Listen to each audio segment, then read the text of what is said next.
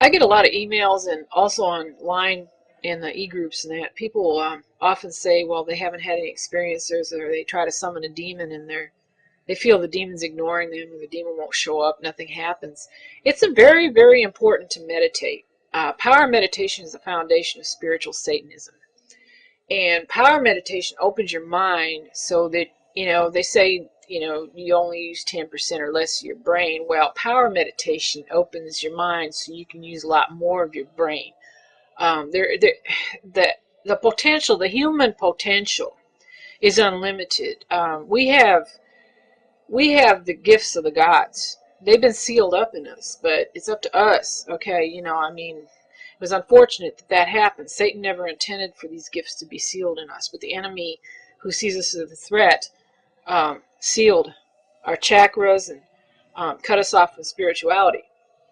But it's important to do power meditation and reverse that, so that the human potential, it's unbelievable. There's things, the longer you're in Satanism, the more you learn and the more you do, the more you can do. There's things that I've been very surprised at that I never even knew that I was capable of.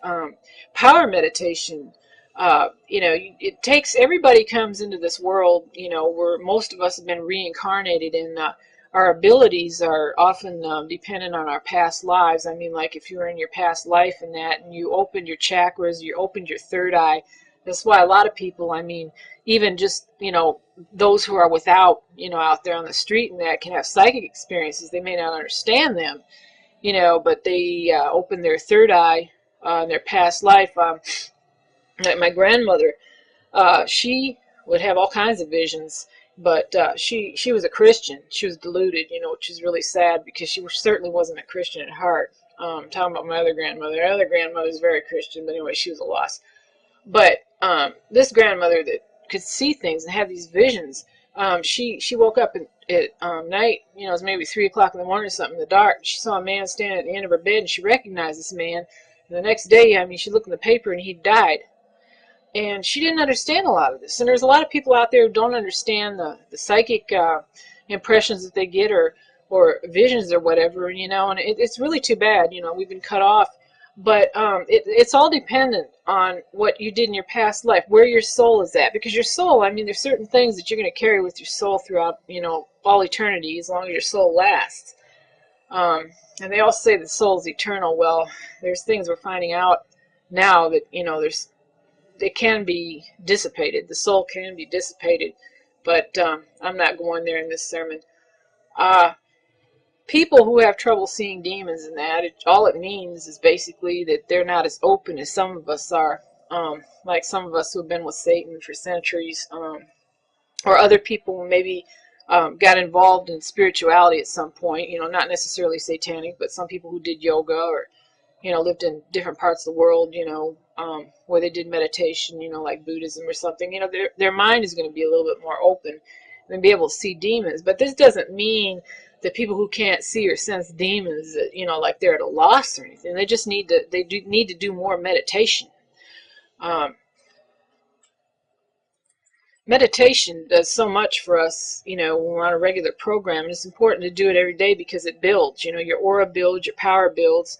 There's times, like within, sports or weightlifting, you may just, hit a sticking point where you're not making any more progress. And then it's time to change your meditation, maybe try a different method or something. And Joy of Satan Ministries, you have lots of different meditations for all different levels, beginners, intermediate, advanced. And we're going to keep, progressing with this and adding more as time goes on. But it's important to meditate. There's different problems like severe drug addiction, this type of thing that is caused by imbalances in the soul, holes in the aura, and all kinds of different things. And meditation can heal that. Meditation can take care of these cravings, or certain behavior, something that's troublesome, to the person, like compulsive disorders, whatever. Meditation can smooth all that out. Void meditation, or whatever you learn to still your mind, turn your mind off. You're having bad thoughts, where your mind's like controlling you instead of you controlling your mind, which is the case with a lot of people. Meditation is where we advance. Where Satanism, true Satanism, is a religion of the mind. in the soul and through our mind and awareness. I mean, when you're aware of something, that's when it exists for you. You know, your chakras, you look at your chakras and, you know, you can feel them. And the more awareness of the feeling, the awareness of your aura, the awareness of your spirit, that's what brings it to life, is consciousness and awareness, because lack of consciousness is nothingness. I mean, if you're true nothingness, you would never be able to remember. I mean, it's not like a dark void or something. It's just nothingness, you know. You sleep and you don't remember when you dream or something, you know, it's sort of like nothingness. But power meditation is very important, and for those of you who, you know, feel, oh, you've never met Satan. Satan does not just appear to just everybody. You know, some people think, well, you know, here I am, I'm a dedicated Satanist now, where's Satan? Satan, he appears to people who he chooses to appear to, for one thing. But demons, now, you know, you summon demons. Satan's very busy, okay? He's very, very important, and a lot of people don't realize how important he is. I mean, he's our creator.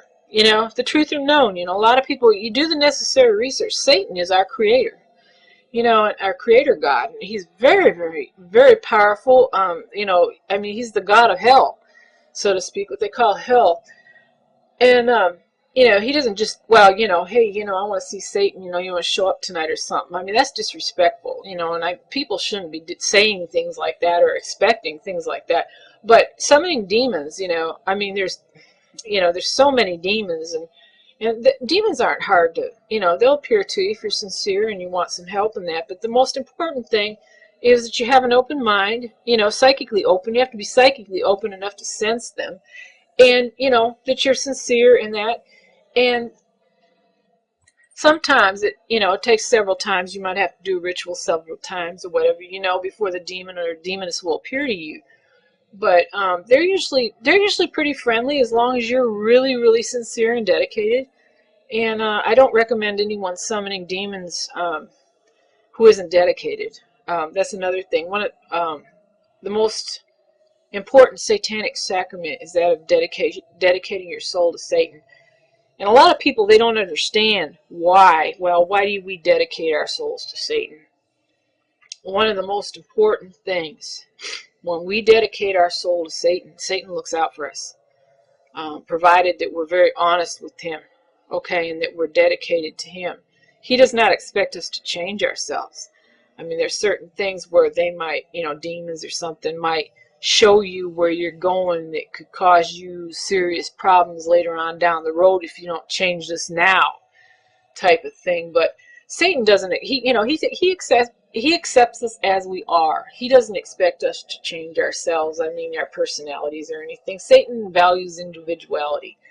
But the most important thing is he protects us, because people, I don't know how many times, and I know, you know, people can bullshit and lie all they want, but I don't know how many times I've seen people who are on their own and they get into the power of the mind, or Kundalini, they start advancing their soul or whatever, and they get into witchcraft, you know, usually at the Wicca level, and they don't have any protection, okay?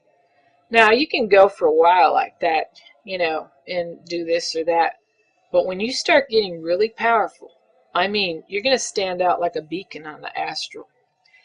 And that's when the enemy, okay, there's enemies out there, and, you know, people, this all is one crap. I mean, that is the most ludicrous garbage that I've ever heard. I mean, anybody that is spiritually aware knows the all is not one.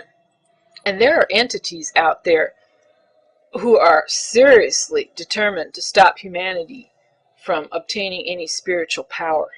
And they will work to frighten one woman, okay, she did some kind of a witchcraft ritual or whatever, and all her hair fell out.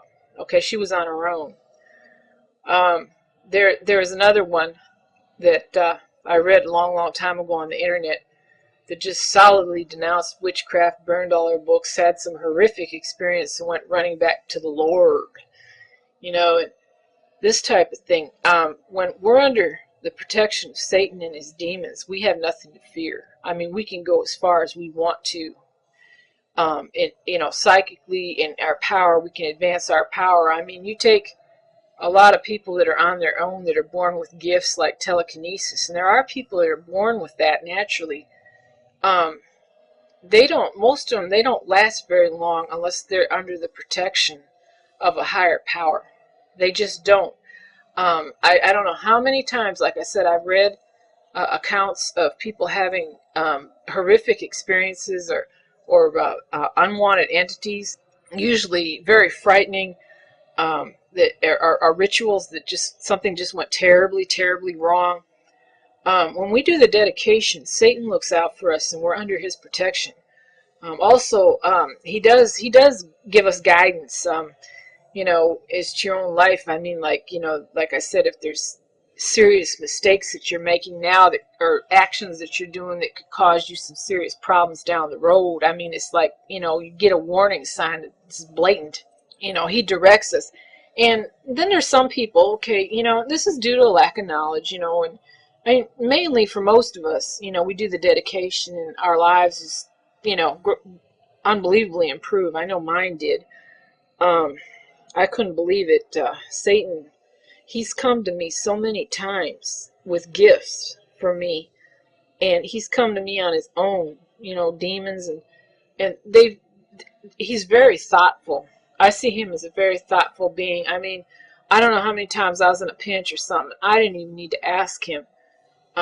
That's my relationship with him, though. I'm not speaking for anybody else because, I mean, we're all different. But he's helped me out, and I know it was him. I mean, he's come to me, you know, in times when I was upset or something, and talked to me. And I didn't see Satan until it was a year after I did my dedication. I didn't, you know, I didn't see him. It's a whole year. And I never expected to see him. And, you know, I thought, I'll never forget, I was at work one morning. I worked in a health club overnight, and it was a nice job. You know, I was there by myself all night as a tenant. And I felt his love so strongly. And he said to me, come and see me. And I did. I expected to see a large black horned figure with red eyes. And I was so surprised because when I saw him standing in front of me with my third eye, I mean, he was tall and blonde and he wore a long white robe. And I was like, his eyes looked a little different, you know, than ours. And I was like, I mean, I couldn't believe it because everything that I'd been taught about him, you know, from all these sources, and that it was wrong. And I mean, he, you know, I never expected Satan to have blonde hair down to his shoulders and wear a long white robe, you know, because they always label him as the Prince of Darkness. And many of the demons are blonde, but that's beside the point. I didn't see him until it was over a year after my dedication. And those of us that work hard for him, okay, that are really, really serious, I'll never forget, I did another dedication. It was in the fall of the year. I dedicated April 30th, several years ago, and in the fall of that year, I did another dedication. I mean, he had blessed me after I did my dedication. I mean, I was very, very deeply touched. I mean, I've never had anyone be that kind to me. And he blessed me with something personal that was so important to me. And I mean, I was touched to tears. You know, I mean, I was so impressed with him. And in the fall of that year, I hadn't seen him yet. And I had demons talking to me. These are demons. And I used to think it was him all the time. But it wasn't. It was demons talking to me. And I hadn't even seen any demons yet. I did another ritual where I dedicated everything that I have, my talents, everything that I have, you know, as a human being, into his service. And he sure took me up on it, you know. And he's been supportive of me. I've had a lot of problems, and everybody knows it, you know. I mean, people have been lying about me online, all kinds of stuff, because I came out with some controversial information, and Satan pushed me to do it. But that's beside the point. that the winter